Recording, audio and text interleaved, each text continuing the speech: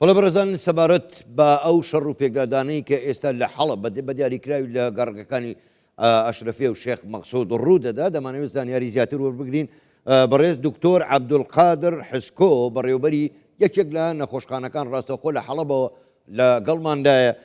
کاک دکتۆر عەبدولقادر شەوتان باش، سوپاستان دەکەین، هیواداری سەلامەت بن.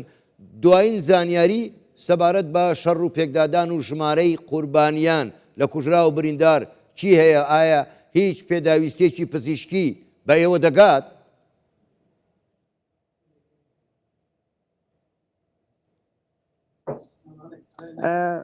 سپاسیوا دەکەم بەریکە بڕب ساعتان تۆ بەکات نەخۆشخانەی کرد بەشی ئێسعاف کرد جەمە شەهید کردش کۆرتری ئێسعافی دۆ.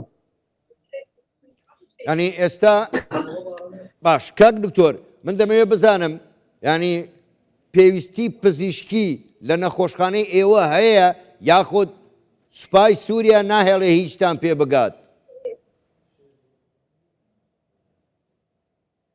پێویستیمە بە گەلێکی تشتا هەیە گوتی چەکدار هەو زور دەدۆڤێن هاتر وەکات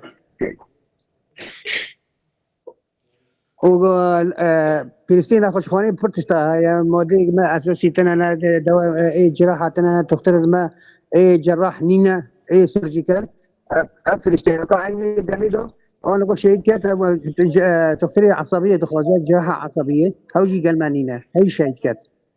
باش کاک دکتۆر چارەکێ پێش ئێستا 20 دقە پێش ئێستا یەکێک لە نەخۆشخانەکان لەلایەن سوپای سووریاوە بەردوومان کرا.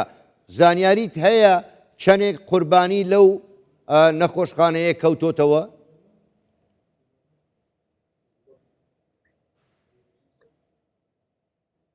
هذا شست قشته هفتي بريندور و 13 شيء.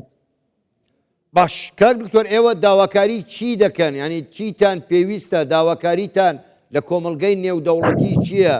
چۆن بەهاناتەوە ناو بێت؟ دەنگ بیستیان دەنگی بیستەن ها. بەڵێ ئەوە ئێستا دەنگی بۆردومان دێ ینی بەردەوامن سوپای سووریا بەردەوام بەڵێ بەردەوام دێ. بەڵام ئێوە داواکاریتان چییە؟ دەتانەوێت چۆن کۆمەڵگەی نێودەوڵەتی بەهاناتانەوە بێ، هاوکارتان بێ، فریاتان بکەوێت؟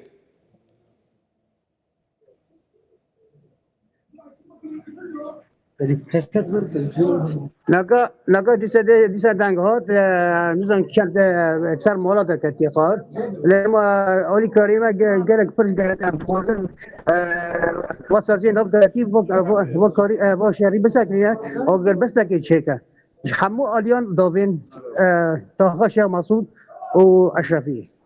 باشە کاک دکتۆر ینی چیکە لەو نەخۆشخانەی ئێوە نەخۆشخانەی تر هەیە لەوێ یا بەتەنها هەر نەخۆشخانەکەی ئێوە هەیە؟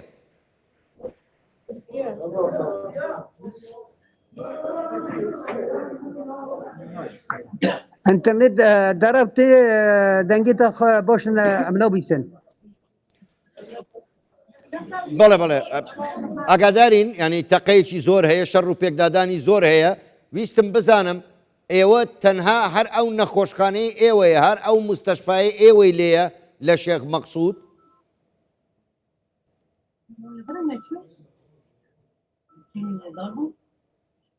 دەنگ دەرەبتێ پرسەتە باش ناس نەکرد.